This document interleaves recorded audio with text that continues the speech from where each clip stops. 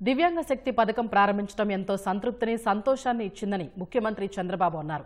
దివ్యాంగులతో కలిసి తన కార్యాలయంలో భోజనం చేశారు. ఈ పథకాన్ని పవన్ కళ్యాణ్, లోకేష్తో కలిసి ప్రారంభించడం, వారితో బస్సులో ప్రయాణించడంపై ఆనందం వ్యక్తం చేశారు. దివ్యాంగులు అంటే విభిన్న ప్రతిభావంతులు, సమస్యను అధిగమించి విజయాలు సాధించే శక్తి ఉన్న వాళ్లని సీఎం కొనియాడారు. గతంలో చేయూత కార్యక్రమం ద్వారా దివ్యాంగులకు సహాయం చేశామన్నారు. ట్రైసైకిళ్లతో పాటు వారిలో ఆత్మవిశ్వాసం నింపేందుకు 2 వీలర్లు అందించామని గుర్తు చేశారు.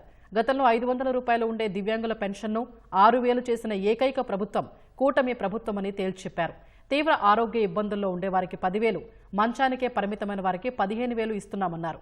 ఏటా 1,000 కోట్లు పింఛన్ల కోసం ఖర్చు చేస్తున్నామని వివరించారు. ఇప్పుడు ఎలాంటి ఖర్చు లేకుండా 5 రకాల బస్సుల్లో దివ్యాంగులు ఉచితంగా ప్రయాణం చేయవచ్చని అన్నారు. నెలకు 2,000 దాకా ఒక్కొక్కరికి ఆదా అయ్యే అవకాశం ఉందన్నారు. ఈ పథకం ద్వారా 12.75 లక్షల మంది ఉచితంగా బస్సు ప్రయాణం చేయవచ్చని తెలిపారు. దివ్యాంగ శక్తితో ఈ ఉగాది పండుగను మరింత ఆనందంగా జరుపుకోవాలన్నారు. అంతకుముందు క్యాంపు కార్యాలయంలో దివ్యాంగ శక్తి పథకం లబ్ధిదారులతో మంత్రి లోకేష్ మాటామంతి నిర్వహించారు. అందరినీ ఆప్యాయంగా పలకరించారు. ఆ తర్వాత వారితో కలిసి భోజనం చేశారు.